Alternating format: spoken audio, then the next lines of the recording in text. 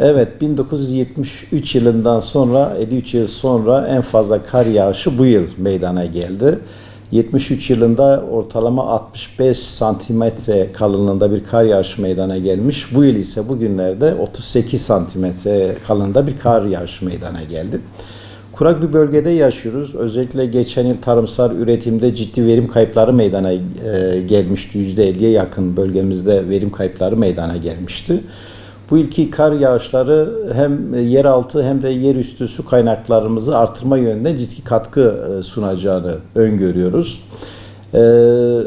Kar yağışı tabii diğer yağmura göre avantajları daha fazla. Şöyle ki toprak üzerinde bir izolasyon sağlıyor. Bu izolasyon bitkilerin daha iyi gelişmesini sağlıyor. Toprağa yavaş yavaş su vererek toprağın nem almasını sağlıyor. Yine yavaş eridiği için özellikle toprak altındaki mikroorganizmalar, canlıların hayatta kalmasını sağlıyor.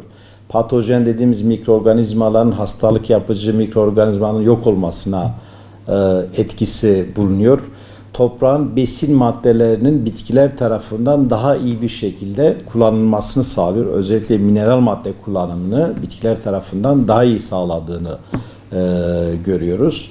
Yine kar yağışları topraktaki erozyonu da aslında önlüyor. Çünkü yoğun bir yağmur yağışı yerine yavaş yavaş eriyerek bu toprağı nemlendirdiği için toprak taşınmasını, yani erozyon dediğimiz toprak taşınmasını da önlemiş oluyor.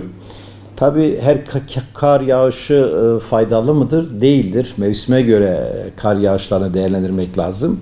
Şu anda kış mevsiminde, yani Aralık'tan Şubat ayına kadar, Mart'a kadar da hatta söyleyebiliriz, kar yağışının olması tarımsal üretim açısından ciddi katkılar sunmaktadır.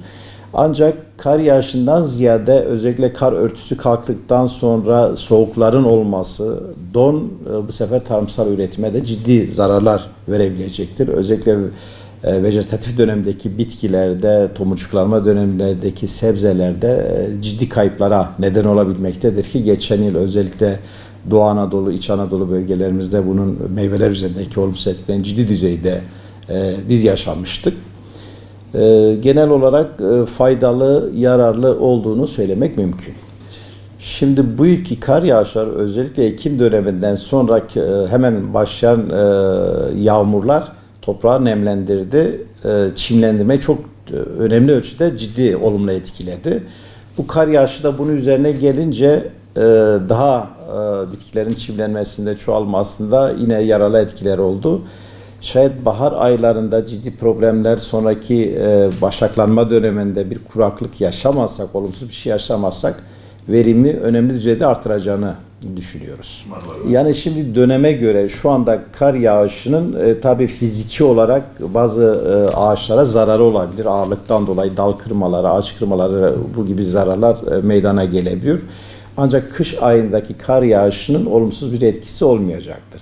Don olayı daha çok meyvelerin uyanmaya başladığı, ağaçların uyanmaya başladığı dönemlerde, ilkbahar dönemlerinde veya sonbahar dönemlerinde daha çok bu problemleri yaşıyoruz. Ancak kış dönemi için bu yağışların faydasını söylemek yeterli olur. Zararları sadece fiziki zararlar söz konusu. Ekim'den önceki yağışlar tabii toprağın işlenmesini kolaylaştıracaktır. Biliyorsunuz toprak tohum yatağı hazırlanmadan önce belli bir kıvama getirilmesi gerekiyor.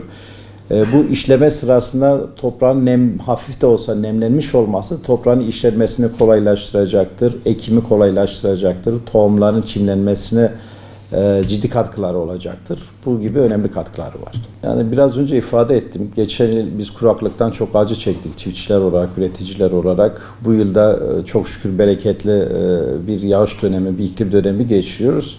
Ancak bizim yıllık veya mevsimlik olaylara bağlı olarak hareket etmememiz lazım. Her ne kadar kar yağışları inşallah bu yıl olumlu etkileyecekse de özellikle suyun kullanımı, suyun etkin kullanımı, uzun süre dünyada meydana gelen bu iklim değişiklikleri, kuraklığı sürekli göz önünde bulundurmamız lazım. Dünyadaki kaynaklar, doğal kaynaklar hiçbiri sınırsız değildir. Bunlar her zaman yaşamımızı, bütün canlıların yaşamını etkileyecektir. Dolayısıyla yıllık bakmamak lazım. Yine suyu kullanırken, tarımsal üretimde, diğer amaçlar için kullanırken mutlaka dikkat etmemiz gerekiyor. Amacına göre kullanmamız gerekiyor. Amacına göre miktarlarını belirlememiz gerekiyor.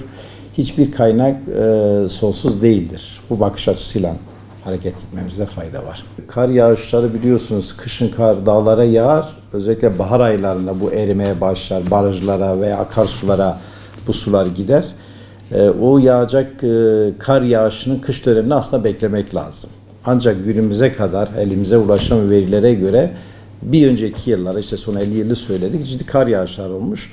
Hani burada şeyi öngörebiliriz. Önceki yıllara göre barajlarımızın doluluk oranı daha fazla artacağını öngörebiliriz. Ama ne kadar artacak, ne kadar azalacak bir kışı beklememiz gerekiyor.